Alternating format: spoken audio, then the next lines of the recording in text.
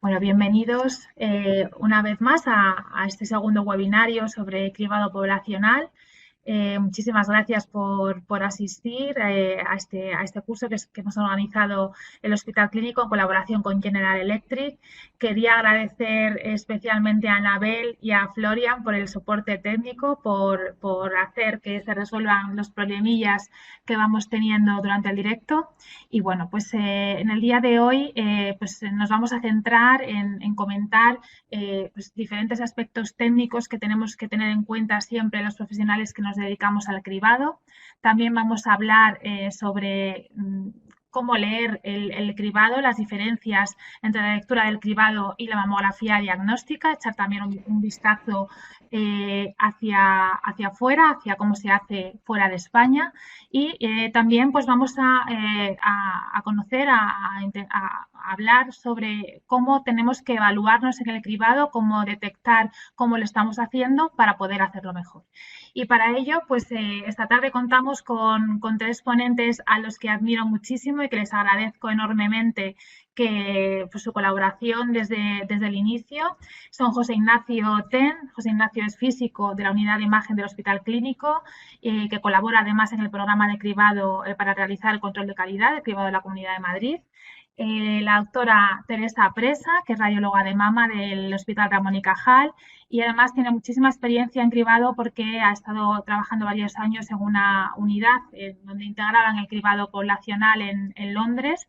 Y también contamos con la doctora Sara Romero, es radióloga de mama en el Hospital Reina Sofía de Córdoba, con muchísima experiencia también, como sabéis, este hospital en cribado, y además que han realizado ya su equipo y ella varias publicaciones relacionadas con el cribado y la incorporación de nuevas tecnologías para mejorar cómo lo estamos haciendo, ¿no? Así que bueno, pues sin más dilación, yo creo que vamos a empezar con las ponencias y comenzamos con José Ignacio Ten, que nos hablará de los criterios técnicos de calidad y cómo verificar si lo estamos haciendo bien. Cuando quieras, José Ignacio.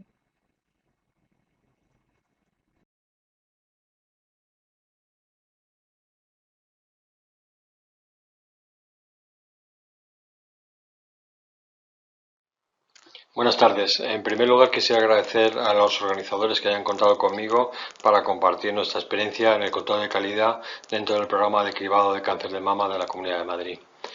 Desde el punto de vista de la protección radiológica, el objetivo de establecer un control de calidad es poder planificar y establecer las acciones que se consideren necesarias para garantizar que los estudios adquiridos tienen una calidad de imagen óptima con la menor dosis de radiación impartida al paciente.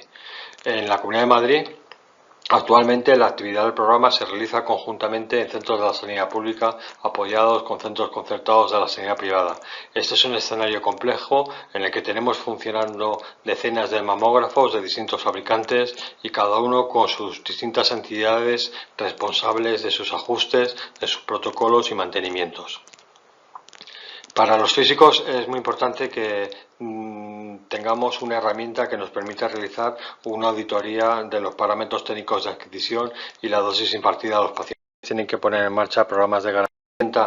Nos proporciona la información en tiempo real. Dado que tenemos un volumen de estudios diario bastante grande, podremos detectar una situación anómala en una instalación antes de que se haya adquirido muchos estudios y no retrasar de esta forma la aplicación de medidas correctoras. Por tanto, el objetivo de mi presentación va a ser comentaros cómo desarrollamos esta auditoría en tiempo real en Madrid, qué parámetros registramos y vigilamos, y para ello utilizaré ejemplos capturados con el software desarrollado en nuestra comunidad que utilizamos dentro del programa.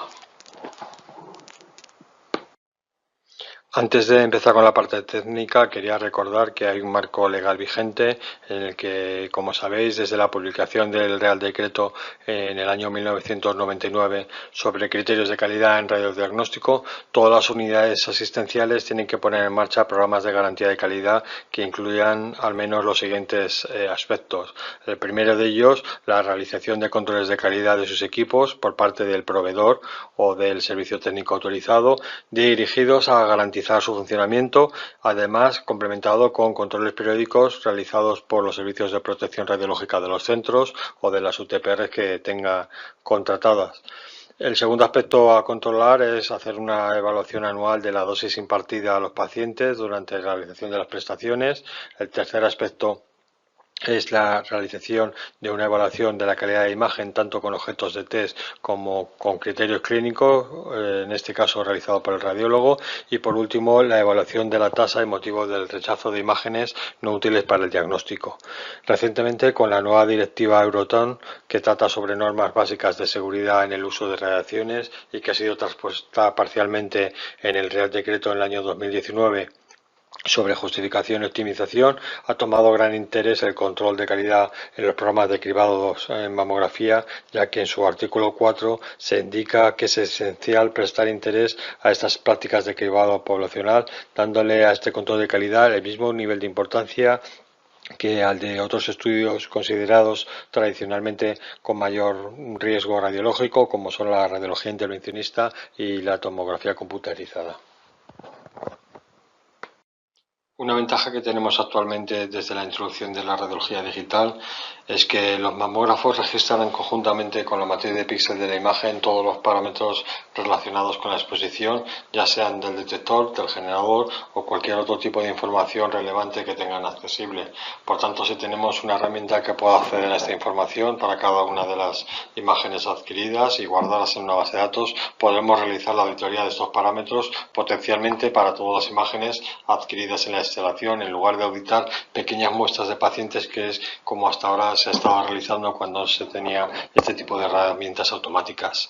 En mi opinión, esta prestación de los mamógrafos de registrar estos parámetros debería ser uno de los criterios que se deban tener en cuenta a la hora de adquirir un equipo. De hecho, los sistemas de registro de indicadores dosimétricos o de historial dosimétrico que actualmente están de moda por la publicación de la nueva directiva Euratom se basan en esta funcionalidad para registrar la información en su base de datos. Hay varios sistemas comerciales muy potentes que están en información de las imágenes y con los que se puede realizar esas tareas de auditoría. Nosotros en Madrid, como os comentaba al principio, hemos optado por desarrollar internamente un sistema de ese tipo y lo hemos adaptado a nuestras necesidades dentro del programa. En la dispositiva actual que veis en pantalla veis la información que podemos extraer de cada exposición. Está distribuido en niveles. El primer nivel veis que es el nivel de paciente, donde está la información demográfica del paciente. La información demográfica es muy importante, ya que la información dosimétrica de las pruebas de cribado tiene que formar parte del historial dosimétrico del paciente y por ello es muy importante garantizar que la identificación de los estudios realizados sea realizado correctamente. El segundo nivel de información que veis es la información a nivel de estudio, lo vamos a comentar en la siguiente diapositiva. El tercer nivel que vemos es el nivel a nivel de estudio. Como veis, contiene información relacionada con la prestación realizada o información que consideramos importante que se incluya en el mamógrafo, como puede ser el técnico que realiza el estudio e incluso el radiólogo que va a realizar la lectura. En caso de detectar una mala práctica, el sistema, o en este caso nuestro sistema, podría identificar al técnico que ha realizado el estudio y hacer una acción correctora si fuera necesario.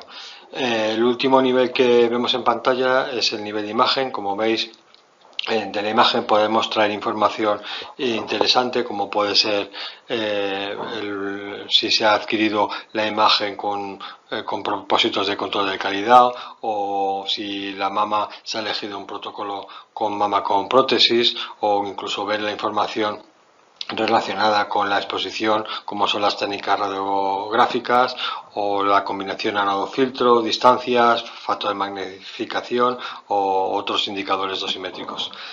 Algunos de estos parámetros los vamos a ver a continuación, ya que los utilizamos directamente como indicadores de calidad de imagen. Sin embargo, me gustaría destacar uno de los parámetros que aparece en pantalla, que habitualmente pasa desapercibido y que prácticamente todos los mamógrafos nos proporcionan, y este caso es la temperatura del detector.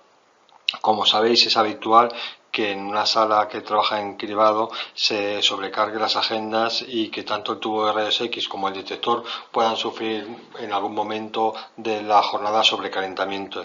En el caso del detector de imagen, cuando funciona a una temperatura superior a la recomendada por el fabricante, puede entrar en lo que se llama el modo degradado e incluso la imagen pueden aparecer imágenes latentes superpuestas a la imagen actual que acabamos de capturar. Como os comentaba anteriormente, la información del mamógrafo es muy importante para garantizar el resultado de la auditoría. Parece algo trivial, pero os aseguro que no lo es. Es habitual que los servicios técnicos de los proveedores realicen copias de seguridad con los ajustes del mamógrafo y que estas copias de seguridad sean restauradas en otros mamógrafos dentro de la misma instalación o en otras instalaciones. De este modo nos podemos encontrar con una instalación con varios mamógrafos que tienen exactamente la misma identificación, por lo que nos podremos distinguir en un momento dado, si hay cualquier incidencia, cuál es el origen del estudio. Como veis, la información que es importante es lógicamente el nombre del equipo, el hospital o centro donde está instalado, el modelo, el número de serie del mamógrafo, el número de serie del detector y, si es posible, la última fecha de calibración del detector. Con toda esta información que hemos visto, que podemos extraer desde la imagen, podemos cumplir uno de los dos objetivos fundamentales del control de calidad del equipo, que es la estimación de las dosis de radiación impartidas a los pacientes. Como os indicaba, tienen que aparecer conjuntamente con el resto del historial dosimétrico del paciente. En nuestro caso, como veis en pantalla, se incluyen dos magnitudes que nos proporcionaba el mamógrafo dentro de la imagen. La primera es el Kelm a la entrada de la mama y el segundo es la dosis glandular promedio. Ambas magnitudes son proporcionadas por el mamógrafo, pero deben ser validadas por el especialista en radiofísica antes de ser consideradas válidas. En el caso de tener que informar sobre los indicadores dosimétricos a un profesional que no esté familiarizado con estas magnitudes o simplemente a la propia paciente, podemos hacer una estimación de la equivalencia en radiación ambiental para que pueda valorar su magnitud. Cuando se tienen varios mamógrafos y un volumen de datos considerable, la forma más eficiente de presentar la información y de comparar los mamógrafos es tener una vista de cuadro de bandos con los parámetros que consideramos de interés. En la imagen que veis en pantalla tenemos, por ejemplo, una comparativa para varios mamógrafos en la parte superior de las técnicas radiográficas elegidos en función de la proyección utilizada, y en la parte inferior tenemos una gráfica que nos representa el modo de adquisición elegido por el técnico, o en la parte de la derecha tenemos una representación por mamógrafo de los espesores medios comprimidos por mamógrafo o las fuerzas de compresión medias también en función del mamógrafo. Uno de los parámetros más útiles que obtenemos de estos sistemas es conocer cuál es la distribución de frecuencias del espesor de mama comprimida. Esta información nos permite comparar sin ningún tipo de sesgo nuestros datos dosimétricos o los parámetros de ajuste del mamógrafo con otra instalación para distintos espesores de interés. Aquí tenéis en este caso la distribución que tenemos en nuestro programa de cribado durante el año actual, en el que vemos un valor medio de mama comprimida de alrededor 55-60 milímetros. Con las indicaciones proporcionadas por el fabricante del mamógrafo, es esencial que el TER aplique una compresión adecuada de la mama para obtener una imagen con calidad óptima y utilizando la dosis de radiación adecuada, ya que una compresión adecuada reduce el espesor de la mama, homogeneiza el espesor de tejido y elimina la posible borrosidad debido al movimiento del paciente. En el cuadro de mando de nuestra herramienta que veis en pantalla representamos los valores medios de fuerzas de compresión para varios de los mamógrafos que participan en el programa. Distintos fabricantes tienen valores de fuerza de compresión recomendados, pero lógicamente sorprende uno de los mamógrafos de la gráfica, en el que tiene valores extremadamente bajos que están más asociados a una mala práctica por parte del TER que a una recomendación del fabricante. En este caso se realiza una actuación formativa al centro con objeto de recordar la importancia de este parámetro en la calidad final de la imagen. En la gráfica actual vemos uno de los parámetros que más utilizamos los físicos en el control de calidad, y en este caso es una magnitud que denominamos Kelm incidente en aire a la entrada de la mama, y es un parámetro que nos proporciona información sobre el ajuste o rendimiento del mamógrafo. Este parámetro además lo podemos verificar a partir del control de generador tubo realizado por el físico y aplicar un factor de corrección si fuera necesario. Como veis en la gráfica, la información del espesor medio comprimido la utilizamos para realizar una estimación del valor medio de esta magnitud en dicho parámetro. Con el valor medio de espesor que teníamos en nuestra muestra de 55-60 milímetros, podemos ver rápidamente que le corresponde un valor medio de 5,9 miligrays de kerma a la entrada de la mama. Los radiólogos quizás estéis más habituados a autoindicador dosimétrico, en este caso derivado de varios parámetros y que tiene en este caso en cuenta la composición de la mama. Este indicador es la dosis glandular promedio, igual que el kerma a la entrada de la mama necesita verificación por parte del radiofísico responsable del control de calidad antes de ser utilizado como un parámetro dosimétrico. Igualmente para nuestro programa podemos confirmar que para nuestro espesor medio tendremos un valor de dosis glandular de 1,6 miligrays, con lo que si comparamos ambos indicadores dosimétricos para nuestro espesor promedio con los valores de referencia publicados por distintos programas de cribado de mama, vemos que estamos muy por debajo de los valores publicados. Con toda esta información en el sistema y dado que las prestaciones que se realizan en los distintos mamógrafos son las mismas, en este caso representamos en kerma a la entrada de la mama una visualización en tiempo real comparando este parámetro para distintos mamógrafos que participan en el programa. Las diferencias que observáis en pantalla lógicamente están relacionadas tanto por los ajustes realizados por el fabricante en cada uno de los equipos como por el protocolo elegido por el TER al realizar el estudio. Una de las tentaciones que nos presentan este tipo de sistemas es poder realizar una comparación de los parámetros para distintos fabricantes de mamógrafos y tener posteriormente argumentos desde el punto de vista dosimétrico que justifiquen la adquisición de nuevos equipos. Hasta el momento los indicadores que hemos visto están dirigidos a trabajar sobre muestras de estudios y el cálculo de una estadística descriptiva que nos permita calcular los valores de referencia o tendencias para cada uno de ellos. Es muy útil también para nosotros la detección de situaciones anómalas sobre imágenes o estudios individuales. Para realizar estas tareas definimos lo que llamamos alertas de operación, que detectan situaciones que potencialmente creemos importante conocer.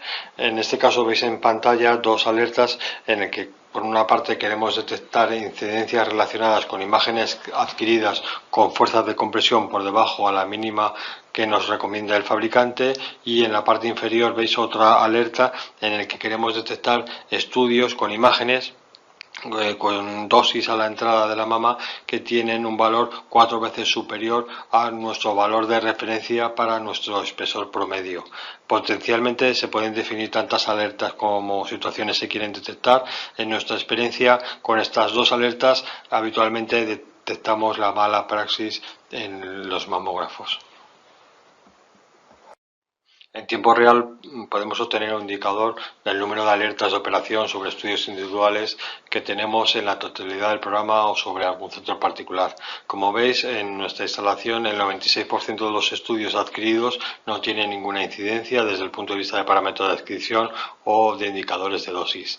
Prácticamente el 100% de estas incidencias que tenemos se les ha asignado un nivel de severidad medio y, como muestra en la gráfica inferior, pertenecen a estudios en los que la imagen ha sido adquirida con un valor, una fuerza de compresión inferior a la recomendada por el fabricante. Solamente el 18% de ellas tienen dosis a la entrada de la mama que ha sido el doble al valor de referencia para nuestro espesor medio comprimido. Cuando representamos el número de alertas por centro y lo relacionamos con su actividad, obtenemos una información importante sobre cuál de los centros es necesario realizar alguna intervención. Habitualmente, como veis en el caso de los mamógrafos 10, 14 y 15, la mayoría de las incidencias que se producen en el sistema son por falta de conocimiento por parte del TER de la importancia que tiene la fuerza de compresión en la calidad final de la imagen. Por eso, en nuestra opinión, es importante, ya que la competencia profesional de la calidad de la imagen es del radiólogo, que cuando se produce esta situación de manera sistemática, sea el radiólogo de la instalación el encargado de validar la calidad diagnóstica de la imagen adquirida en estas condiciones. Para complementar la evaluación de los parámetros técnicos de adquisición y dosimétricos, creemos que es importante que se realice por parte de un equipo de radiólogos y de forma periódica muestreos sobre estudios para ver el grado de cumplimiento con los criterios clínicos de la imagen, aunque la mayoría de los criterios clínicos de mamografía fueron publicados para su aplicación en radiología convencional, siguen siendo válidos con mamografía digital. Por último, para terminar, me gustaría indicar que desde nuestro punto de vista es muy importante que el TER siempre tenga un protocolo escrito en el que se detalle no solamente los parámetros técnicos como puede ser la fuerza de compresión que recomienda el fabricante o recomendaciones de cómo colocar la mama en el detector, sino también otros detalles que le ayuden a resolver incidencias que se pueden presentar en su trabajo, sobre todo las relacionadas con la identificación de pacientes o simplemente recordatorios de lo importante que es la verificación del envío de los estudios al PACS al finalizar su jornada laboral. Muchas gracias.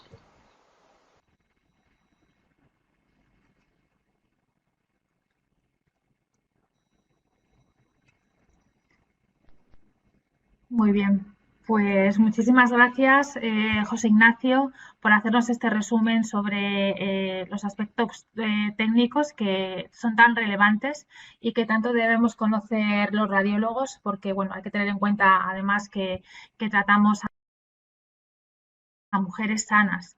Luego comentamos en el coloquio. Ahora pasamos a la ponencia de la doctora Teresa Presa, que nos va a hablar sobre lectura de cribado frente a lectura diagnóstica y también nos va a hablar de cómo se hace en Europa. Cuando quieras, Teresa.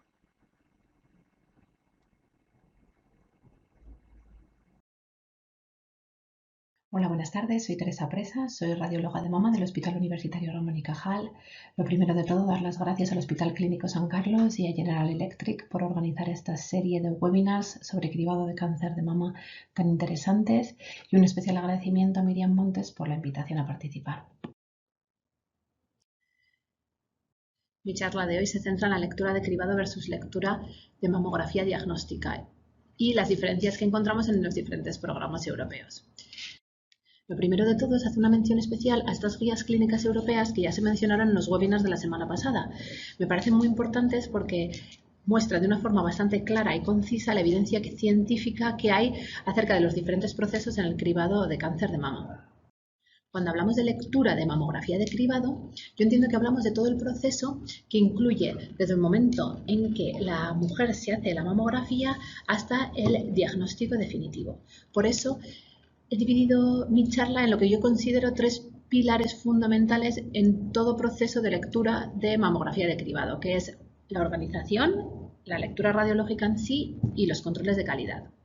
Respecto a la organización, bueno, lo primero de todo es dónde leemos. Pues bueno, tanto a nivel europeo como a nivel nacional existen 2 formas fundamentales de organizar la unidad de mama. Una es una unidad de mama independiente del Hospital General y por tanto independiente del servicio de radiodiagnóstico, y otra es una unidad de mama integrada dentro de una unidad hospitalaria y por tanto dentro del servicio.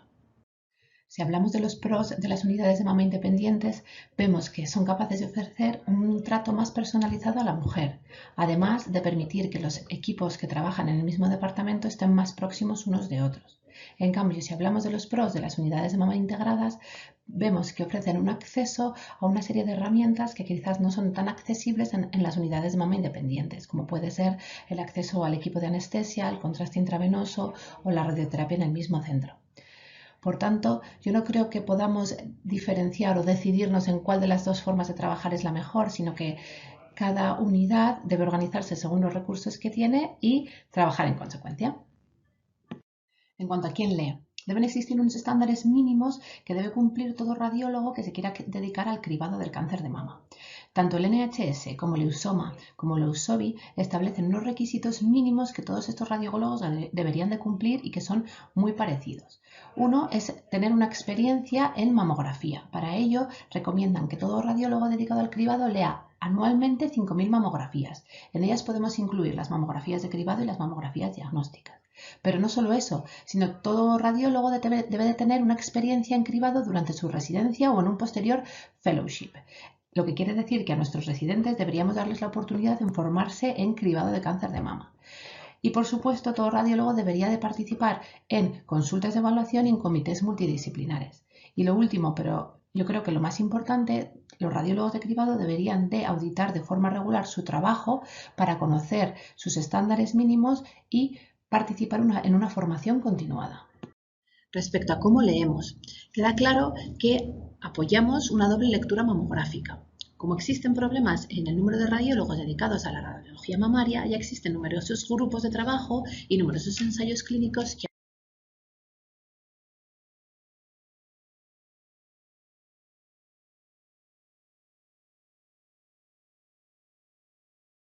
abogan por la introducción de la inteligencia artificial dentro de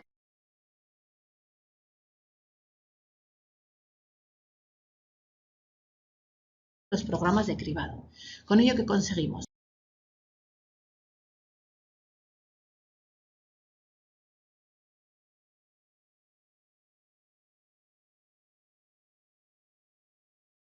Pues conseguimos primero una disminución de la carga de trabajo del radiólogo y a su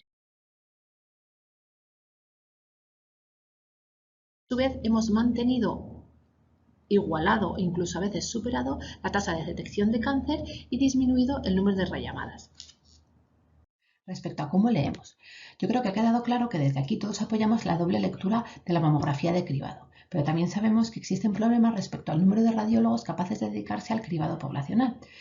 Desde hace tiempo existen numerosos grupos de trabajo, tanto a nivel nacional como a nivel europeo, así como numerosos ensayos clínicos que abogan por la introducción de la inteligencia artificial en la lectura de mamografía de cribado, de forma que la doble lectura quedaría realizada por un radiólogo especializado en mamografías y por la inteligencia artificial.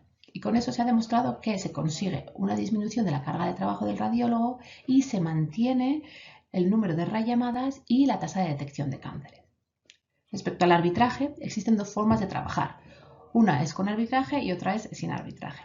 ¿En qué consiste el arbitraje? Pues consiste en que cuando existe una discrepancia en la lectura de la mamografía de cribado, son un grupo de radiólogos los que se reúnen y toman la decisión final. ¿Con eso qué se consigue? Bueno, pues si existe arbitraje, lo que hace este número de radiólogos es disminuir el número de rellamadas y ser más específico a la hora de rellamar.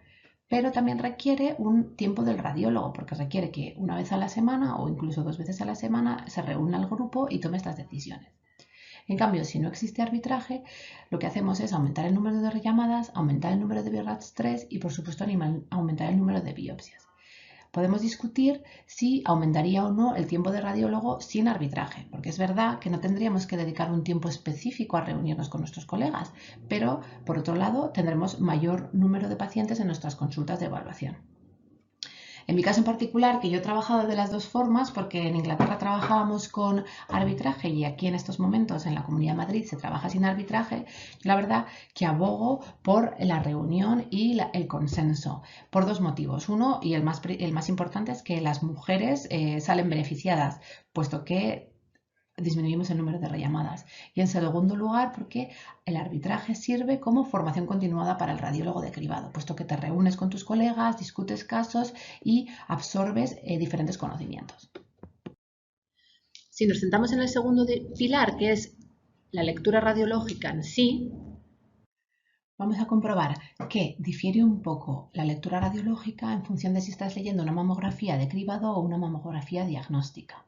Esta diferencia es sutil, pero yo creo que tú debes ser consciente de las pequeñas sutilezas a la hora de la lectura. ¿Y por qué es diferente? Bueno, pues porque la pregunta que tenemos que responder es diferente. En general, cuando nos enfrentamos a una mamografía sintomática, la paciente acude porque se ha notado un síntoma, es decir, la paciente presenta un nódulo, presenta dolor en la mama, etc. Y con la mamografía y otras pruebas de imagen, que puede ser una ecografía, una mamografía con contraste o una resonancia, tenemos que darle respuesta a esa pregunta, es decir, vamos a caracterizar un síntoma. En general, normalmente las consultas en una mamografía sintomática suelen ser de aproximadamente 20 mamografías por turno y la lectura es única.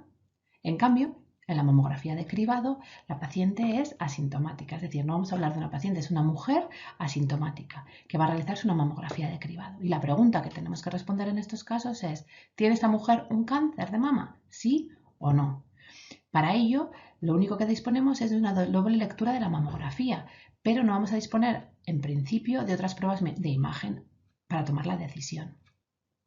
Y lo más importante, como veis, es que el número de mamografías que vamos a leer en una sesión de cribado supera las 80 mamografías por turno. Es decir, tiene que ser una lectura mucho más dinámica.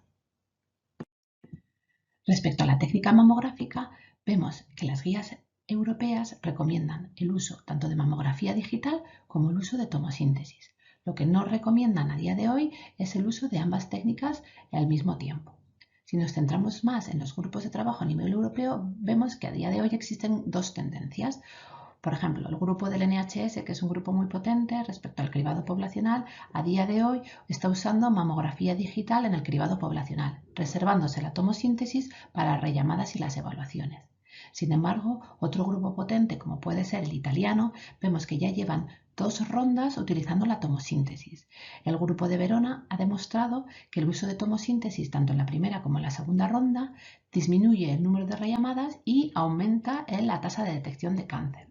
Por tanto, la tomosíntesis va a ser una herramienta muy útil en el cribado poblacional, único que va a tardar, yo creo, en extenderse ligeramente, puesto que requiere una tecnología un poco más cara y requiere un tiempo de radiólogo ligeramente superior a la mamografía digital. Sin embargo, yo creo que con estos resultados que vemos aquí expresados no podemos luchar contra ella, puesto que se ha demostrado que el uso de tomosíntesis no solo aumenta la detección de cáncer, como vemos, sino que disminuye el número de rellamadas en todos los tipos de densidad mamaria, que es muy importante. Respecto a las mamas densas, a día de hoy las guías clínicas europeas no recomiendan pruebas adicionales cuando nos enfrentamos a una mamografía de cribado con mamas densas. Es decir, no recomiendan realización de resonancia magnética, no recomiendan realización de ecografía automatizada ni ecografía manual. Eso no significa que no existan multitud de ensayos clínicos en los que se ha comprobado que al añadir otras pruebas diagnósticas a una mamografía con mamas densas, es decir, al añadir una resonancia magnética o una ecografía, aumentamos la tasa de detección de cáncer y disminuyamos los cánceres de intervalo. Pero no existe evidencia científica robusta suficiente para extender esta práctica clínica a la población general. Así que de momento, a día de hoy, las mamas densas no requieren pruebas complementarias. Debemos de basarnos en los hallazgos mamográficos para decidir si se trata de un BIRATS 1 o un BIRATS 2 o requiere estudios adicionales por una imagen sospechosa. Respecto al BIRATS 3 y la mamografía de cribado, el BIRATS 3 no debería de usarse en la lectura de cribado. Esto es sencillo en algunos países europeos, como puede ser Inglaterra, en los que no usan BIRATS y no existe el BIRATS 3, o en otros países del norte de Europa, en los que, aún trabajando con BIRATS, el BIRATS 3 no está permitido en los programas de cribado poblacional. En nuestro caso, a nivel nacional y en concreto en la Comunidad de Madrid, el BIRATS 3 está permitido. Eso no significa que no debamos evitarlo al máximo posible. En mi opinión, el BIRATS 3 no debería de usarse en una lectura de cribado de mamográfico. Y deberíamos evitarlo al máximo posible en las consultas de evaluación. ¿Qué consecuencias tiene esto? Bueno, pues que vamos a aumentar el número de biopsias, pero en otro lado vamos a disminuir la ansiedad que genera el BIRATS 3 en las pacientes y vamos a disminuir el número de seguimientos que las pacientes van a necesitar. ¿Qué sucede cuando nos enfrentamos a una lesión en una mamografía de cribado? Bueno, pues debemos saber que el valor predictivo positivo de las lesiones difiere en función de si las encontramos en una mamografía de cribado o en una mamografía diagnóstica. ¿Y qué es el valor predictivo positivo? Pues es la probabilidad de que una lesión mamográfica sea un cáncer de mama. Por tanto, cuando vemos una lesión, tenemos que, basándonos en los hallazgos de imagen y conociendo que el valor predictivo positivo de las lesiones es diferente, tomar una decisión.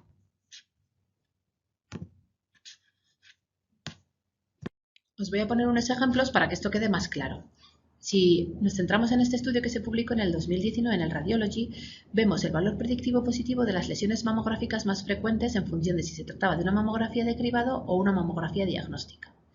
Como vemos, el valor predictivo positivo en general de las lesiones que encontramos en las mamografías de cribado es mucho más bajo que el valor predictivo positivo de las lesiones mamográficas en una mamografía de mama diagnóstica. Si cogemos como ejemplo la asimetría, vemos que su valor predictivo positivo en el screening es de 3,7 y es significativamente superior a una mamografía sintomática, en el que el valor predictivo positivo de la asimetría es de 14,6. No solo eso, sino que el valor predictivo positivo de las lesiones va a variar, aumenta con la edad y difiere según la raza. Lo que sí que tenemos que saber es que el valor predictivo positivo de las lesiones no cambia en función de la densidad mamaria, en función de la historia familiar o en función de los antecedentes personales de biopsia de mama previa. Con todo esto, voy a desgranar de una forma breve las principales lesiones mamográficas a las que nos podemos enfrentar en una mamografía de cribado. Si nos centramos en las microcalcificaciones, vemos que el valor predictivo positivo de las microcalcificaciones es de un 12% en la mamografía de cribado, frente a un 24% en una mamografía sintomática.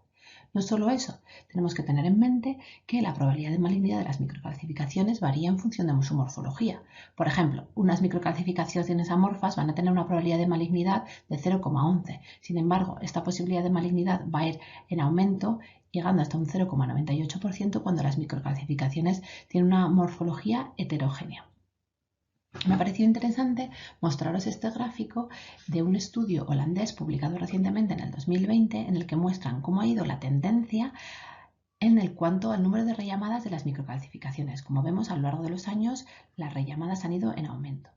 Con esto han aumentado también el número de cánceres ductales in situ que el grupo ha ido diagnosticando. Lo que pasa que este aumento de número de cánceres diagnosticados es ligeramente inferior al número de rellamadas realizadas. ¿Esto qué quiere decir? Pues bueno, que con el nuevo BIRATS y con la tendencia a obviar el BIRATS3, vamos a diagnosticar sí un mayor número de carcinomas in situ, pero penalizando el número de biopsias con resultado benigno. Si nos centramos en las distorsiones arquitecturales, vemos que las distorsiones arquitecturales en sí tienen un valor predictivo positivo de un 10%, pero este valor predictivo positivo aumenta si la distorsión persiste en estudios radiológicos adicionales, lo que quiere decir que cuando le hacemos una tomosíntesis, una eco, una proyección complementaria, la distorsión persiste, la probabilidad de malignidad aumenta exponencialmente, ¿no? De un 10% a un 43%. Es decir, que cuando veamos que la distorsión arquitectural persiste en nuestras consultas de evaluación, tenemos que biopsiarla sí o sí.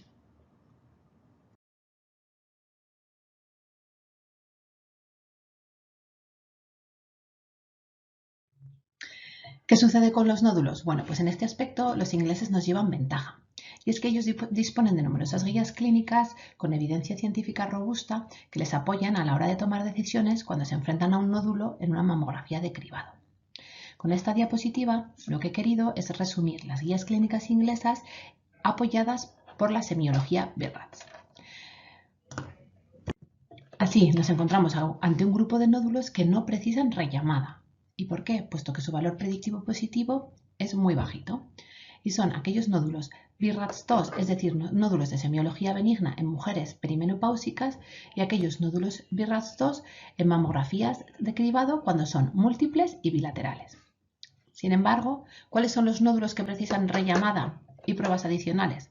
Bueno, pues nódulos BIRATS3, es decir, nódulos que en mamografía sintomática usaríamos el BIRATS3 cuando no son completamente benignos en apariencia, o aquellos nódulos BIRATS2 en mujeres posmenopáusicas si son de nueva aparición o presentan un crecimiento. Respecto a las asimetrías, tenemos que saber que las asimetrías son las lesiones mamográficas que presentan un valor predictivo positivo más bajo en la mamografía de cribado, con la excepción de la asimetría en desarrollo, cuyo valor predictivo positivo es ligeramente superior al resto de las asimetrías.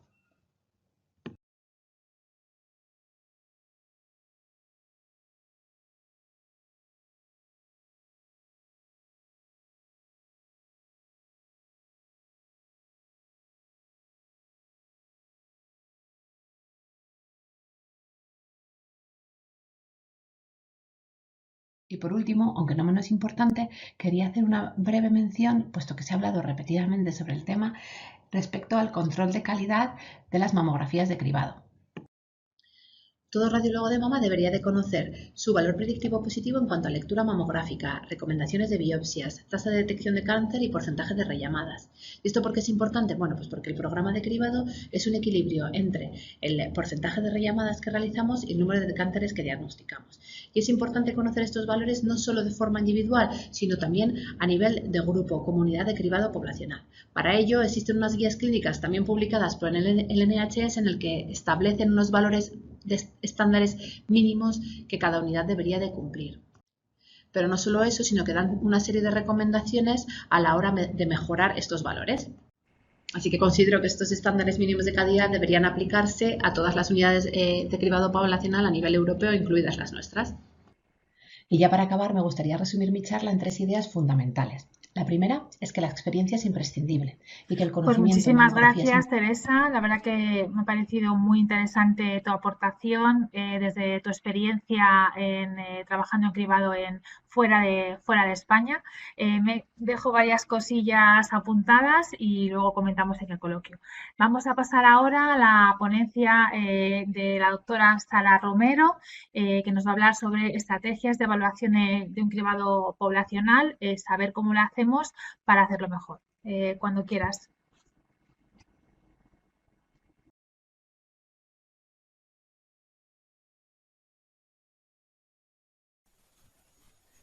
Buenas tardes, soy Sara Romero Martín, radióloga de la unidad de mama del Hospital Universitario Reina Sofía de Córdoba. Primero, agradecer al Comité Científico la invitación a participar en estos webinars sobre el cribado poblacional de cáncer de mama. Durante los próximos minutos vamos a hablar de las estrategias de evaluación de un cribado poblacional, saber cómo lo hacemos para hacerlo mejor. Es frecuente pensar que la implicación de los radiólogos en los programas de cribado se basa únicamente en la realización de las lecturas de las mamografías de cribado. Pero en realidad es otra bien diferente, dado que todas las actividades realizadas en el cribado y derivadas de este están relacionadas entre sí y afectan las unas a las otras.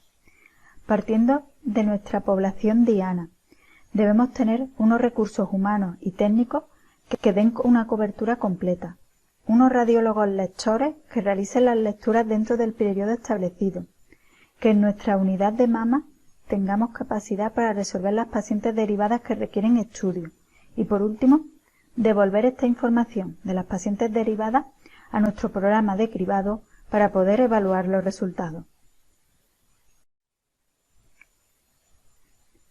Pero gestionar la actividad de un programa de cribado de un año comienza en realidad unos meses antes de comenzar el año, con el análisis de la población diana.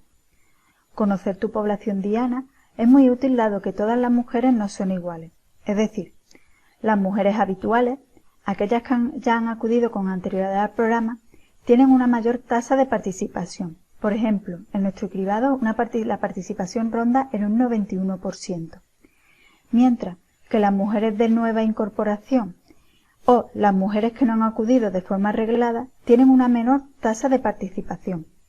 Esto permitirá repartir el número de estudios por agenda según esta tasa de participación.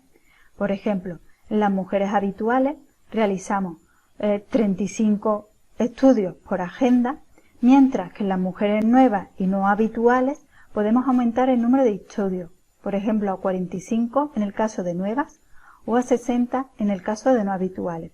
Esto te permitirá optimizar la agenda en función de la probable asistencia de las mujeres, obteniendo así un total de agenda a realizar a lo largo del año.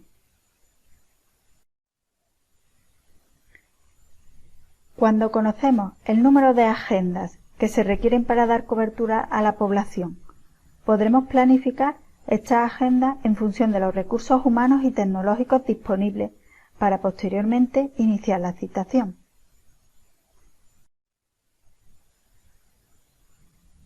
También se debe planificar el ritmo de lectura necesario para cumplir con los requisitos impuestos.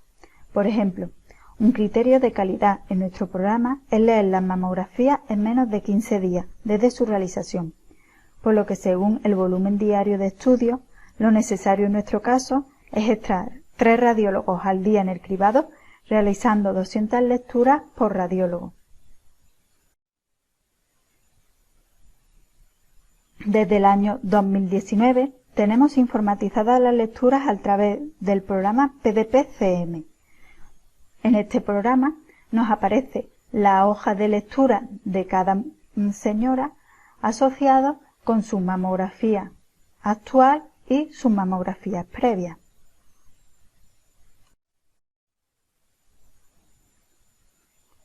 Cuando derivamos una mujer, escribimos en observaciones la prueba de imagen necesaria para completar el estudio. Esta conducta de derivación genera automáticamente una petición de estudio en nuestro RIS corporativo, denominado PDI, donde los administrativos citan según la prioridad. Es decir, cuando la categoría birra asignada es 0, 4 o 5, debe ser citada antes de 15 días. Y cuando la categoría es 3, hay un plazo de 30 días para la cita. Se genera una cita en la agenda de mamografía o ecografía según la prueba de imagen que hemos indicado.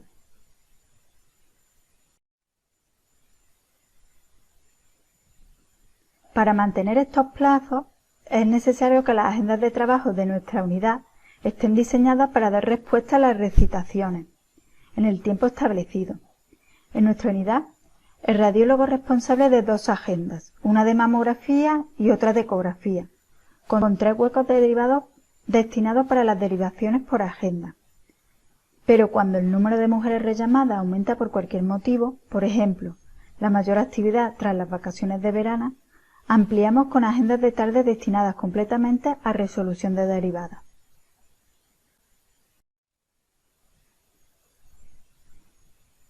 A las mujeres derivadas, el RIS corporativo o PDI les crea un episodio de screening de mama, donde se recogen los resultados de las pruebas complementarias realizadas.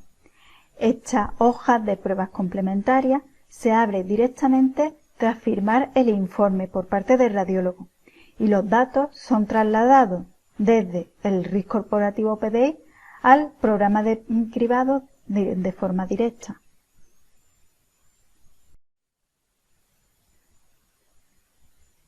Por último, debemos completar el registro de tumores en el programa de cribado de las mujeres diagnosticadas de cáncer de mama. En este registro debemos incorporar la lesión diagnosticada y su histología, el TNM definitivo y el tratamiento al que se ha sometido la paciente.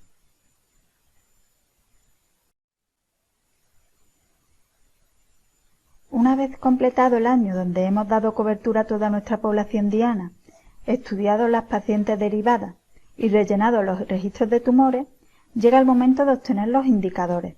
En nuestro cribado, esta tarea se realiza en el mes de febrero. Para ello, elaboramos un cuadro de mando donde recogemos los indicadores descritos en las guías europeas de cribado de cáncer de mama. En este cuadro de mando recogemos los resultados del proceso de cribado, como las tasas de captación, participación, detección y derivación, las características de los tumores detectados en el cribado y también los indicadores de la calidad de nuestro propio trabajo, como el porcentaje de repetición de mamografía debido a una técnica deficiente, el porcentaje de lecturas que se han leído antes de los 15 días, el porcentaje de la comunicación de resultados antes de los 30 días, y el tiempo de valoración adicional o tiempo hasta la cita en la unidad diagnóstica. Os quiero mostrar ahora cómo está compuesto nuestro cribado de cáncer de mama. Nuestro programa de cribado es desde el año 2019 un programa provincial formado por 3 distritos. Distrito Córdoba-Guadalquivir, compuesto por 4 mamógrafos. El distrito Córdoba Norte, compuesto por 2 mamógrafos, y el distrito Córdoba Sur, que cuenta con 4 mamógrafos. Cubrimos a una población diana por vuelta, es decir, durante 2 años, de 102.000 mujeres. En el año 2020 hemos citado 50.000 señoras, se han realizado 39.000 mamografías, hemos derivado 2.181 mujeres diagnosticando finalmente a 189 pacientes con cáncer. Ahora os muestro en estas gráficas la evolución de nuestro cribado, llegando en el año 2020 a una tasa de captación del 97%, una tasa de participación del 73%, una tasa de derivación del 4,3% y una detección del 4,9 por mil.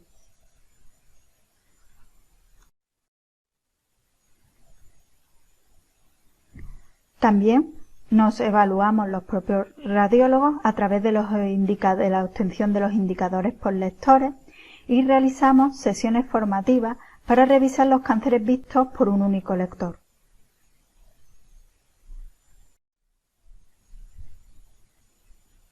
Por último, también es importante incorporar en el programa de cribado la información sobre los cánceres de intervalo diagnosticados durante el año.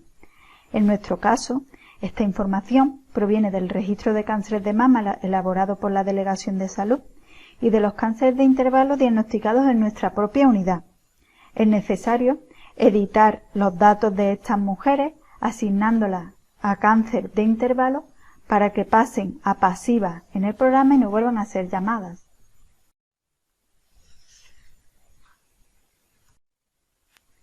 En conclusión, es necesario realizar una evaluación continua de las diferentes actividades que componen el proceso de cribado, desde el análisis de la población diana, análisis de los recursos técnicos y humanos necesarios para cubrir esta población diana versus los recursos que tenemos disponibles, planificar la agenda, planificar también el ritmo de lectura de los radiólogos, gestionar las pacientes derivadas en nuestra unidad, recuperar la información en el programa, tanto la información de las pruebas complementarias como importante el registro de tumores y del cáncer de intervalo, para en un último punto obtener los indicadores. Asimismo, debemos tener capacidad de organización y adaptación ante los problemas que puedan surgir durante el proceso.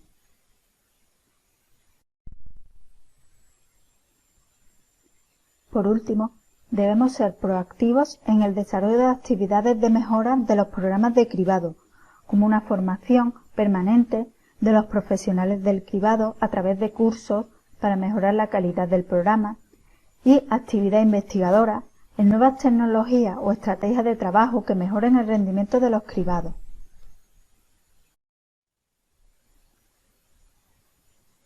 Espero haber respondido a los objetivos de esta charla y muchas gracias por vuestra atención.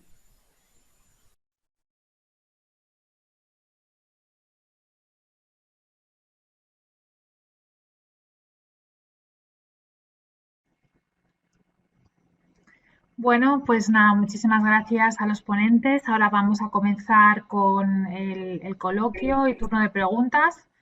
He visto que los asistentes son un poco tímidos, no se han atrevido a preguntar de momento, pero bueno, yo tengo un montón de preguntas, la verdad que me han surgido. Me han parecido súper interesantes las tres ponencias, la verdad.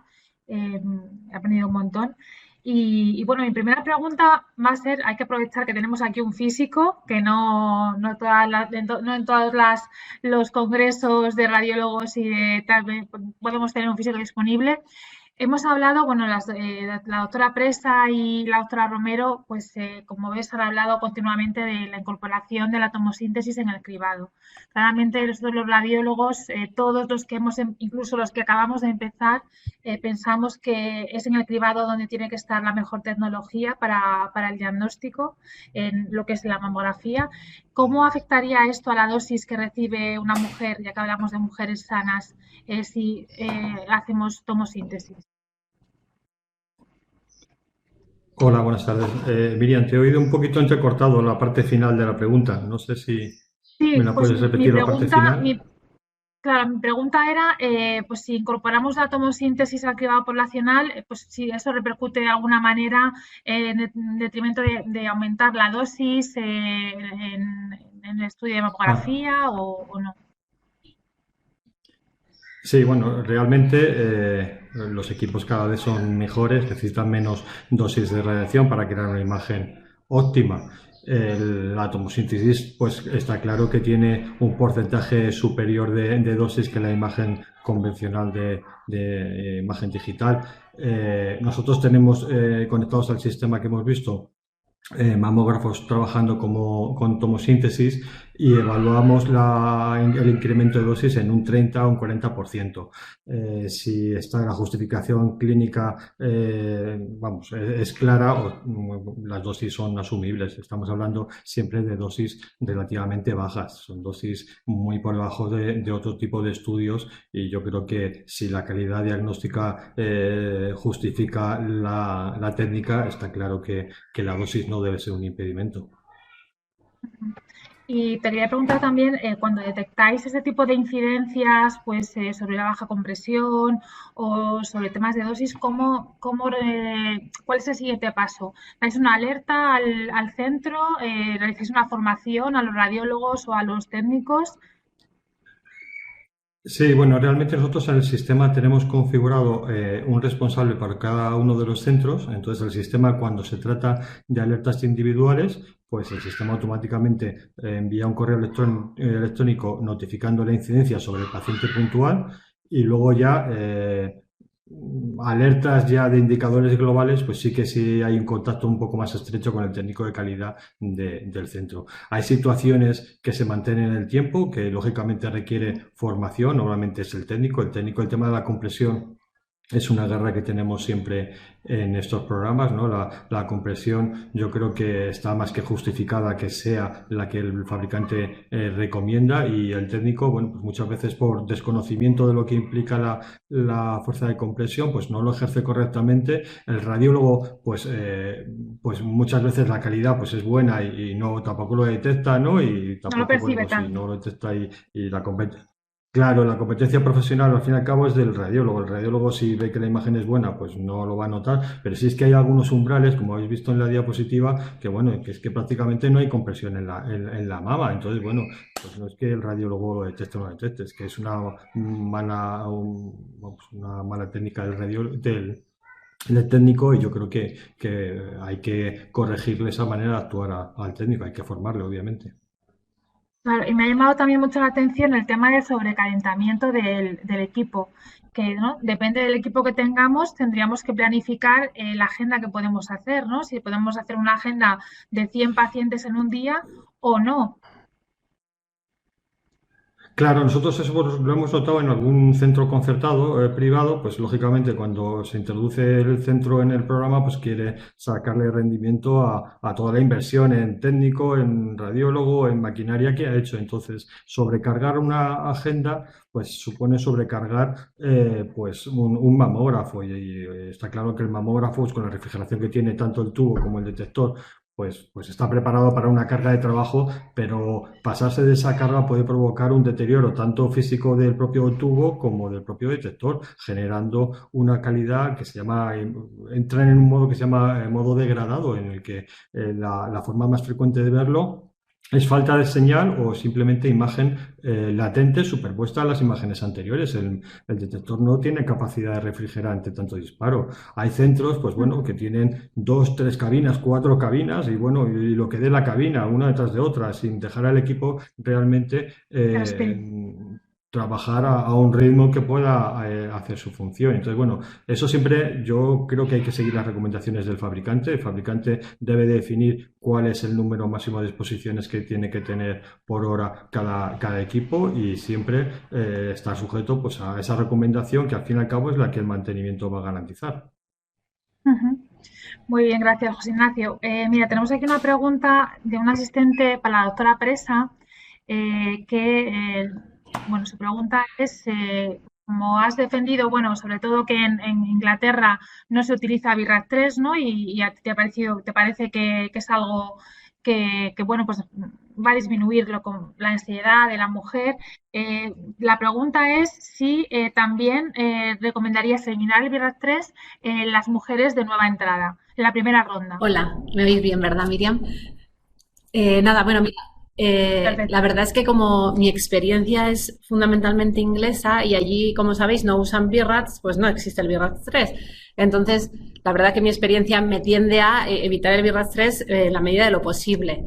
Esta tendencia también la tienen mucho los americanos. Entonces, yo creo que en cribado, en lo que es la lectura de mamografía de cribado, no deberíamos usar el BIRATS 3. Primero, pues porque con la única forma que tenemos de comunicarnos con la mujer es a través de cartas. No sé si os dais cuenta que una mujer recibe una carta, le invitan a hacerse una mamografía de screening y recibe el resultado en una carta. O sea, no interactúa con ningún profesional sanitario. Si tú das un BIRATS 3 en tu mamografía de lectura, lo que va a recibir esa mujer es una carta diciendo que hay algo en su mamografía que tiene que ser controlado en 6 meses. Bueno, no sé si os ponéis en el lugar de la mujer, pero yo creo que genera bastante ansiedad. Entonces yo creo que desde luego en cribado no debería usarse. Ahora bien, ahora que he vuelto a mis comienzos del uso del BIRATS 3, en las consultas de evaluación, aunque lo intento evitar, sí que lo uso. O sea, lo uso en algunos casos concretos, ¿vale? O sea que yo lo evitaría a la medida posible, o por lo menos yo defiendo evitarlo a la medida de lo posible en la lectura de cribado, por esta razón que os he mandado, y usarlo lo menos posible en las evaluaciones. No sé si se resuelve. Bueno, tenemos aquí otras dos preguntas para las dos radiólogas.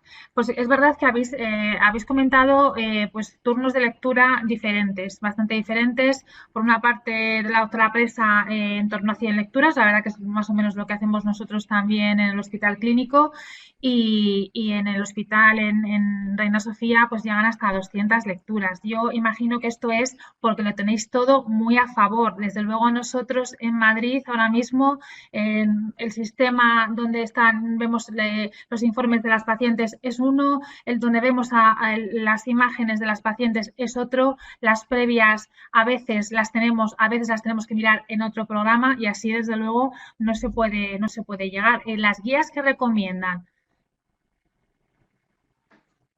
Hola, buenas tardes. Claro, nosotros vamos a ver, el ritmo de lectura hay que adaptarlo según cada circunstancia y según cada centro de trabajo. No es igual tener que el cribado sea tu agenda durante un día, como en nuestro caso, a que el cribado lo realice en una parte de tu agenda donde también estás en la unidad diagnóstica. Entonces, eso queda claro que cada centro se debe adaptar a sus necesidades. También es verdad, como has dicho Miriam, que nosotros desde el año 2019 lo tenemos todo informatizado, lo que ha supuesto un gran cambio, y se nos abre la hoja de lectura de la señora y directamente se nos abre la mamografía, tanto la actual como la previa.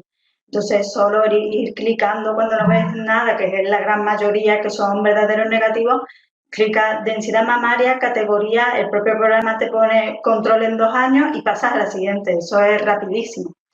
La guía, las recomendaciones, es verdad que no te hacen recomendaciones en función de tu agenda de lectura en el cribado, sino que son unas recomendaciones anuales. Yo creo que están en 5.000 mamografías de lectura de cribado, es lo que recomiendan las guías europeas, me suena. Pero está claro que cada centro se tiene que adaptar según sus circunstancias, eso es así. Y por supuesto que nosotros cuando yo empecé a leer, no empecé a leer 200 mamografías del tirón, sino que empecé a leer muchas menos, que eso también te lo da la práctica. Hay otra pregunta para ti, Sara. Me ha parecido entender que tenéis agendas diferenciadas según si la mujer es habitual, nueva o no habitual. ¿Si nos puedes explicar esto un poquito mejor? Sí, nosotros, cuando vamos a planificar el año de cribado, lo que nuestro programa nos permite conocer, las señoras que van a incluirse nuevas, aquellas que van a cumplir los 50 años, las señoras que ya han acudido con anterioridad, que son las habituales, y aquellas señoras que las hemos invitado a participar, pero que en las 2 últimas vueltas no han acudido, que estas son las no habituales o irregulares. Entonces, subdividimos a estas señoras en 3 grupos y esto nos permite optimizar las agendas. Es decir, las señoras habituales son las que tienen una mayor tasa de participación. Entonces, claro, como van a venir casi todas, las tenemos programadas en una agenda de un menor número de señoras por agenda, en nuestro caso 35. Aquellas mujeres que habitualmente sabemos que no van a acudir porque no han acudido en las veces anteriores, pues ahí aumentamos un poquito más la agenda, el número de estudios por agenda para llegar a un número mínimo de señoras realizadas por agenda. Es decir, aumentamos, nosotros planteamos que seguramente, por ejemplo, citando un cierto número, en torno a 60, por la tasa de participación que sabemos que tienen estas señoras, pues van a venir en torno a 25 o 30, para tampoco sobrecargar a la técnica. Y es que también lo que me ha parecido es que tenéis el circuito, pues que funcionáis de una forma muy autónoma, ¿no? A la hora de recoger todos los datos, bueno, a la hora de recoger vuestros indicadores, tenéis un programa que os permite obtener los datos o cómo lo hacéis. Nosotros, por ejemplo, es que no nos viene dado de nuestro hospital, o sea, me imagino que lo tenéis como muy, muy integrado en vuestra unidad, lo que es todo el proceso del cribado. Sí, nosotros el proceso de cribado se incorporó en la unidad en el año 2014, creo recordar, después de que, es verdad que nosotros siempre hemos sido muy participativos en el cribado en sí, a pesar de que en un primer momento las lecturas no solo eran realizadas por los radiólogos de mama, sino por radiólogos no especialistas en mama. Pero hemos sido una unidad que nos ha gustado mucho el tema, la lectura de cribado y la gestión de los programas de cribado.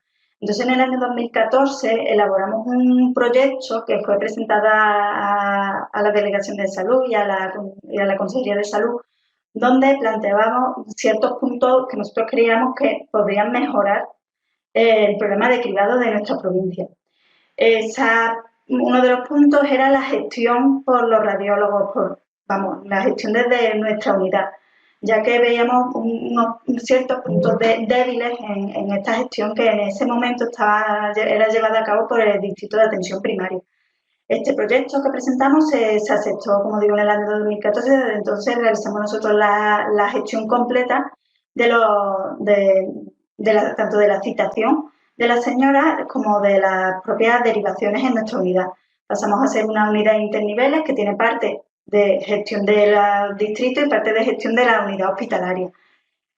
Tengo que decir que previo al nuevo programa, como he dicho anteriormente, en el año 2019 tenemos otro programa que sí nos permitía sacar los indicadores directamente.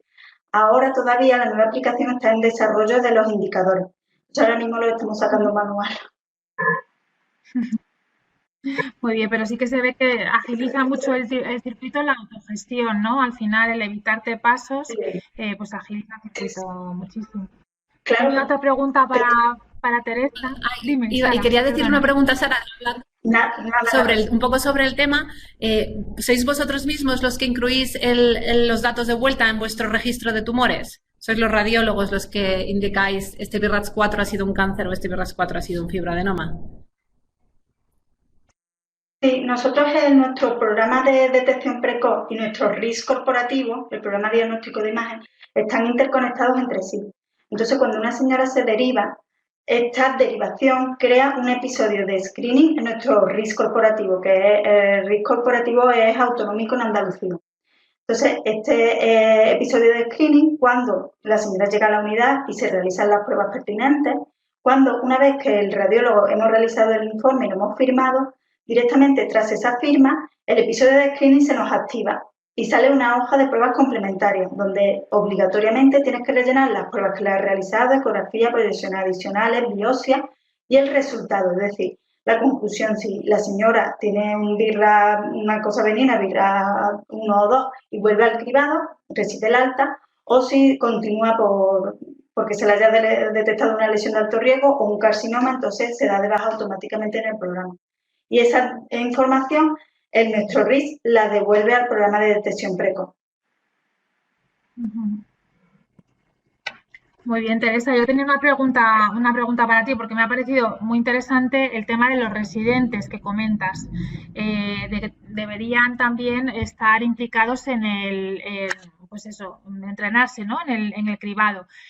Pero claro, yo pienso cómo hacerlo, digo, pues tenemos que hacer 100 lecturas, 2 lectores, ¿cómo metemos al residente? Porque claro, en diagnóstica es muy fácil, nosotros lo dejamos siempre que él haga las mamografías, luego validamos con ellos los informes, pero ¿cómo se hacía en Inglaterra la formación del residente en cribado?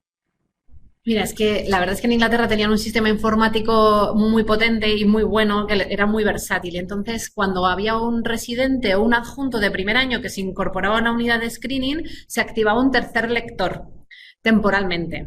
La mayoría de las veces, o sea, dependía un poco. Por ejemplo, los residentes generalmente estaban entre 6 meses y un año de tercer lector. Yo, por ejemplo, que ya llegué de adjunta, estuve 4 meses. O sea, que un poco tú lo decides. Durante esos 4 meses tú haces de tercer lector, que tu lectura se tiene en cuenta. Es decir, si tú mandas llamar a una paciente y los otros 2 radiólogos no lo mandan llamar, va al arbitraje igualmente. O sea, que eres un lector completo. Y luego al final de ese periodo pues te salen tu tabla de resultados. Tienes que cumplir unos mínimos estándar o bueno, un poco que estés acorde con el tipo de lectores que hay en la unidad y entonces ya eres como ascendido a ser primero o segundo lector.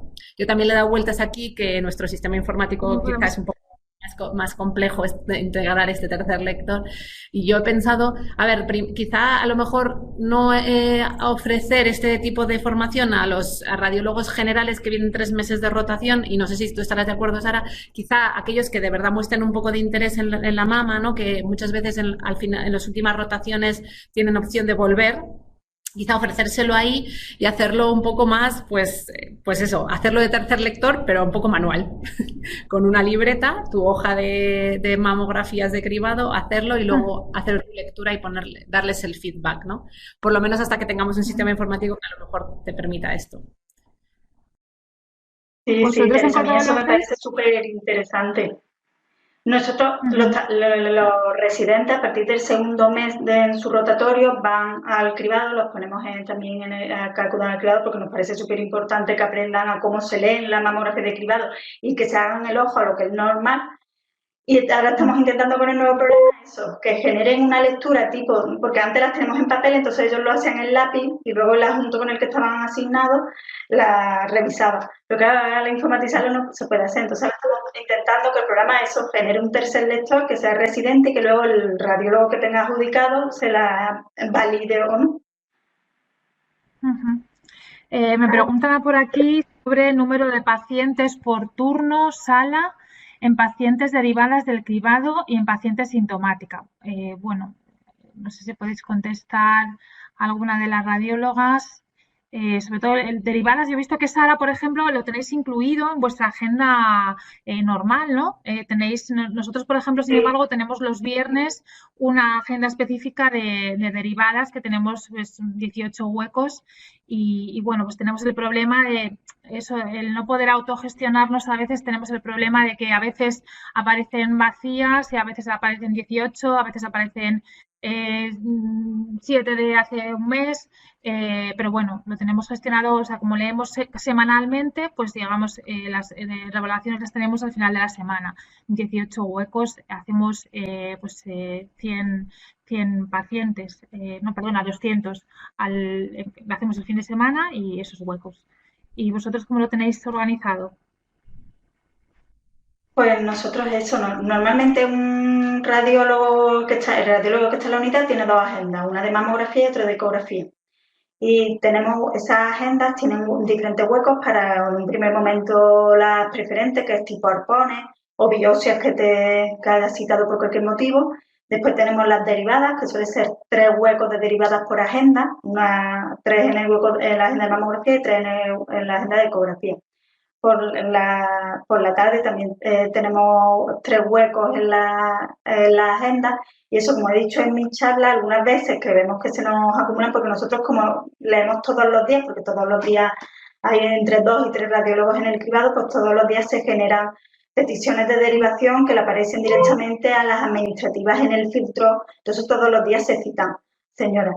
Pero es verdad que hay ciertas veces que se nos acumulan, como por ejemplo el año pasado, después de volver a la actividad tras la pandemia, se nos acumularon las derivadas y abrimos, eso sí, agendas de tarde dedicadas completamente a resolver derivadas que también citamos 18 señoras. Bueno, ahora me gustaría una pregunta para las dos, a ver si mojáis. Con la mama extremadamente densa, haciéndole solamente mamografía. Claro, nosotros los que llevamos poquito haciendo cribado y empezamos a hacer cribado, el no hacer una ecografía, es que a mí una rellamada a esa mujer, pues claro, no me parece negativo, porque estamos hablando muchas veces de las rellamadas como si fuera algo negativo a evitar. Pero claro, para mí, para esa mujer con esa mama extremadamente densa, como el ejemplo que ha puesto Teresa, pues me parecería algo no negativo para la mujer, sino algo positivo hacer una ecografía complementaria. ¿Qué pensáis de esto? ¿Deberíamos informar a la mujer, dependiendo del tipo de mama,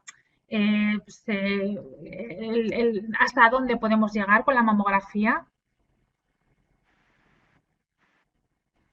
Teresa, por ejemplo, ¿qué quieres? Bueno, a ver, es que yo sí que es verdad que como tengo toda esta visión de los ingleses, que el dinero lo miran bastante, cuando yo llegué allí también parpadeaba, con las mamas extremadamente densas y decía, pero ¿y esto no lo vamos a ver? Y, o sea, no parpadean, ¿no? No parpadean para nada, Miriam. O sea, mama densas, buscas los hallazgos radiológicos sutiles y si no, pues nada. Es verdad que los ensayos clínicos del DENSE Trial son un poco apabullantes, ¿no? Que dicen, bueno, si haces más, pues encuentras más. Lo que pasa es que entonces tienes que establecer un equilibrio, ¿no? Porque los recursos son limitados. O sea, no podemos, bueno, yo pienso que no tenemos dinero para ofrecer resonancias magnéticas a las mamas densas, pero a lo mejor estrategias alternativas sí que se podrían establecer, ¿no? Como hacer tomosíntesis a las mamas densas, porque tenemos programas informáticos con los que seleccionamos la densidad mamaria, a lo mejor se podrían crear agendas especiales. Pero bueno, pues yo es verdad que me he acostumbrado y no parpadeo, pero estoy de acuerdo contigo que hay algún grupo de pacientes que se beneficiarían, ¿no? De alguna prueba adicional. ¿Qué opinas, Sara? Sí, yo opino igual que Teresa. Es verdad que cada vez se habla más de un cribado personalizado. Yo creo que en las mamas densas llegará el momento en que, por supuesto, yo soy de la opinión de la tomosíntesis. Yo cuando estoy leyendo que nosotros tenemos tomosíntesis en el cribado y veo una mama densa hecha en un mamógrafo, digo, qué pena, qué oportunidad se ha perdido esta señora, de que me quedaría mucho más tranquila si viera la tomosíntesis. Yo creo que debemos ir por el camino de la tomosíntesis o la inteligencia artificial aplicada a estas señoras o individualizarlas según la densidad de cada señora para tener más información. Vosotros tenéis algunos mamógrafos con tomosíntesis y otros sin tomosíntesis. Sí. Entonces, utilizáis indiscriminadamente pues, donde caiga la señora con tomo o sin tomo, ¿no? Sí, sí. Nosotros citamos y donde el programa genera la cita según la cita, la fecha ideal de cita, y se cita en el primer hueco, da igual que sea el mamógrafo o la tomosíntesis, ahí es al azar. A mí sí que me quedan muchas ganas. Por ejemplo, nosotros tenemos tomosíntesis en el hospital y, bueno, pues el cribado lo estamos realizando sin tomosíntesis por cuestión de equidad, ¿no? Pienso. Pero es una pena pues desaprovechar la tecnología que podemos tener en algunos hospitales. A mí realmente la experiencia con tomosíntesis desde que empecé, pues es verdad que te tienes que hacer un poco, pero no me lleva más tiempo de lectura, al contrario, porque me soluciona dudas. Entonces yo creo que al final la tomosíntesis, una vez que te acostumbras, no te lleva más tiempo de lectura. Al final lo que te hace es ir más rápido, sobre todo en esas mujeres en las que te vas a quedar un poco intranquilo. Así que, pues muy bien, chicas. Voy a ver si hay más preguntas. Yo tenía por aquí a lo mejor también alguna más apuntada. El tema del arbitraje. Bueno, nosotros la verdad, como hemos empezado al integrarlo en una unidad de mama, que ya era nuestra y que nosotros normalmente pues los casos los comentamos entre nosotras, pues digamos que estamos haciendo un arbitraje un poco de andar por casa, porque nos parece como nuestra forma de trabajar normal, ¿no? Entonces, cuando lee una persona y si tiene alguna duda sobre alguna mamografía, pues lo escribe y ese caso pues lo acabamos viendo todas. O sea, es un poco lo que hacemos. Sí que creo que es mejor el arbitraje, lo que decía Teresa, que al final es una formación continuada para todos los radiólogos, ¿no? No sé, ¿vosotros qué hacéis, Sara, en Córdoba? Nosotros no tenemos ni consenso ni arbitrio. ¿Y no notáis un aumento en el número de IRAD 0? Nada. ¿O sois todos raros? Es que en realidad nosotros, nosotros los lectores somos todos radiólogos de mama. El BIRAS 0 no lo utilizamos. Nosotros, que es verdad que utilizamos el BIRAS un poco peculiar, me refiero. Utilizamos, claro, el BIRAS 5 es cuando un cáncer, claro está. Entonces el BIRAS 3 lo utilizamos cuando, por ejemplo, en un nódulo ovalado circunscrito, que no va a ser en hallazgos que nosotros pensamos que no van a ser biopsias, porque nosotros asociamos la categoría BIRAS al plazo de citación. Lo tenemos asignado según el plazo de citación. Entonces es verdad que sí que lo utilizamos un poco diferente. El BIRAS 3 para lesiones que tú prácticamente se tienen que derivar para aclarar esa imagen, pero que estoy prácticamente segura que no va a requerir la señora una biopsia. Y ya sí, BIRAS 4 o 5, para esta señora se va a tener que biopsiar sí o sí. Entonces eso lo tenemos, es verdad que lo tenemos un poco diferente. Y nosotros que el BIRAS 0 no lo utilizamos en el cribado. Y eso, nosotros ahora mismo la tasa de derivación la tenemos bien, no utilizamos el consenso ni arbitrio porque lo aceptamos así y ya está, se decidió así. Claro, yo creo que a mí sí que me sorprendió cuando volví aquí a que no hay arbitraje, pues bueno, eso, que estas consultas de evaluación tan grandes con estos retrasos, bueno, a ver, que un mes de retraso, que cuando haces arbitraje, bueno, pues las reduces mucho, ¿no? Nosotras teníamos 3 consultas de evaluación a la semana, pero con 7 pacientes cada consulta, ¿no? O sea, la misión era aclarar en esa consulta la duda, eran actos únicos, o sea, que se hacía que había que hacer biopsias sobre la marcha, la hacías, pero eso eran 7 por 3, 21 pacientes, incluyendo BIRAS 4, BIRAS 5 y BIRAS 0, ¿no? Entonces aquí me parece que es eso, hay muchos BIRAS 0, quizá también es verdad que pecamos de que todavía estamos aprendiendo a leer cribado, ¿no? Y entonces, pues, tenemos quizá un poco más de BIRAS 0 de lesiones, pues eso, de que a lo mejor si hubiera un consenso radiológico que no llegarían, ¿no? a hacerse ninguna ecografía ni nada. Pero bueno, pues poco a poco es lo que hay y todos vamos a aprender. Bueno, hay algunas preguntas en la línea de lo que estamos hablando del cribado personalizado, porque yo creo que es algo que estamos hablando desde hace ya varios años, pero no se da el paso de hacer realmente un cribado personalizado. Claro, comentan si utilizar la tomosíntesis en mujeres de mayor riesgo no, porque las de mayor riesgo no van a ir a cribado poblacional. Eso va a ir por otra vía, riesgo moderado o riesgo, alto riesgo, pues van a ir con resonancia, obviamente. Y comentan que eso, asumir que la sensibilidad de una mamografía, una mama densa, pues puede ser de en torno a un 40%, pues claro, cuesta al saber que a esas mujeres con ese tipo de mama, pues nos estamos quedando un poquito cortos. Y yo creo que, bueno, pues la respuesta está de momento en la tomosíntesis, que yo creo que los que nos dedicamos a esto tenemos que hacer un poquito de presión para que llegue esta tecnología, que creo que, vamos, estoy convencida que la tecnología mejor debería estar justamente en el cribado, porque cuando una mujer llega ya con un síntoma, pues al final te lo va a poner más fácil. Pues, haces una mamografía digital, obviamente, le vas a hacer la ecografía o le vas a hacer una mamografía con contraste o le vas a hacer una resonancia, como decía Teresa, pero a una mujer en la que tienes que decidir cáncer sí o no, pues desde luego la tecnología va a ser muy importante y esa es la línea que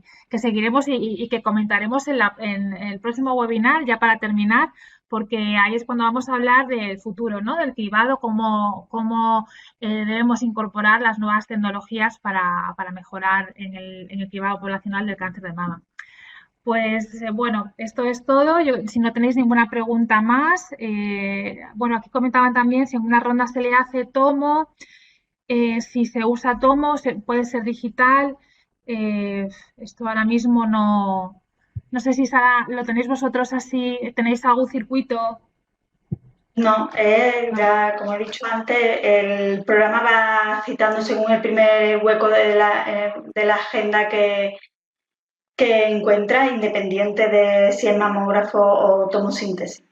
Porque se hayan hecho anteriormente una tomosíntesis no quiere decir que la señora se vaya a citar en la tomosíntesis. Hay señoras que tienen una mamografía, la siguiente una tomosíntesis y viceversa.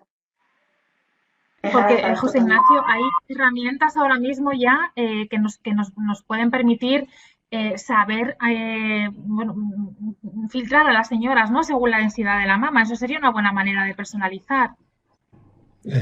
Sí, bueno, Herramientas de inteligencia artificial que sí, nos sí, permitan ya filtrar a las mujeres por su densidad y en función de eso, sí, pues sí, eso realizar un cribado un poco más sí, personalizado. hay herramientas que te cuantifican la densidad de la mama. Entonces, hombre, si tenemos estudios Ujú, previos, pues podría ser una primera selección con las imágenes ujú. previas. En las Sí. siguientes rondas. Sí, lo que no sé estas herramientas cómo están a nivel de certificación para uso médico, porque muchas son experimentales de universidades o de grupos de laboratorios de imagen médica, pero bueno, yo me imagino que alguna habrá, o si no, pues yo creo que validar una de estas herramientas pues sería de utilidad en el programa. Ujú. Muy bien, pues nada, terminamos aquí. Muchísimas gracias a todos. Yo creo que ha estado muy interesante, no solo las ponencias, sino también el coloquio entre los cuatro y las preguntas que han hecho los asistentes. Bueno, para concluir, yo creo que sacamos en claro que es muy importante que todos los profesionales que nos dedicamos al cribado estemos en colaboración con nuestros físicos, porque tenemos que estar pendientes de esos aspectos de calidad técnica tan relevantes. También bueno, que es necesario evaluarnos y realizar una formación continua, saber cómo lo estamos haciendo, intentar tener más autonomía para que el circuito de cribado integrado dentro de una unidad de mama pues sea más ágil y que bueno, pues tenemos que seguir aprendiendo a leer cribado, sobre todo los que tenemos más experiencia e implicar también a nuestros residentes en la lectura de cribado. Pues nada, muchísimas gracias, chicos. Nada, os esperamos en la próxima webinar, que ya terminaremos el día 29 de junio. Espero que también asistáis todos, que va a estar muy interesante. Vamos a hablar del futuro del cribado poblacional. Muchísimas gracias.